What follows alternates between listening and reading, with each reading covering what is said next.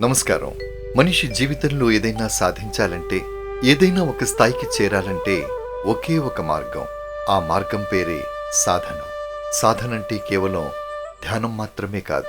అది మన లక్ష్యం వైపు చేసే ప్రతి చిన్న ప్రయత్నం కూడా.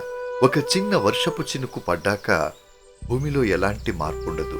కానీ అదే వాన గంటల తరబడి కురిస్తే భూమి కూడా తడిసిపోతోంది.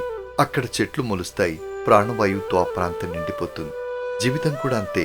ఒక్కోసారి మనం చేసే ప్రయత్నాలు వెంటనే ఫలితాలు ఇవ్వకపోయినా క్రమం తప్పకుండా దృఢంగా చేస్తూ పోతే అది మన జీవితాన్ని పూర్తిగా మారుస్తుంది.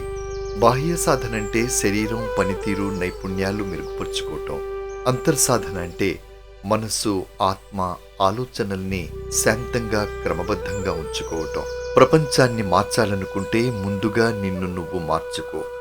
అది సాధన ద్వారా మాత్రమే సాధ్యమవుతోంది. ప్రతిరోజు కనీసం 5 నిమిషాలైనా మౌనంగా ఉందాం. మన ఆలోచనల్ని గమనిద్దాం. మన ఆశయాల్ని తలుచుకుందాం. అసలు ఎందుకు ఈ జీవితం, ఎందుకు ఈ ప్రయాణం అనే ప్రశ్నకు సమాధానం వెతుకుదాం. అదే నిజమైన సాధన ప్రారంభం. సాధన చేస్తే ధైర్యం వస్తుంది, మనశ్శాంతి లభిస్తుంది. ప్రతి క్షణాన్ని, ప్రతి అనుభూతిని ఆస్వాదించగలుగుతాం. అలాంటి వ్యక్తులు జీవితంలో ఎంతటి అడ్డంకులు వచ్చినా ఎదురొడ్డి పోరాడుతారు. ఈ రోజు నుండి అందరం ఒక చిన్న నిర్ణయం తీసుకుందాం.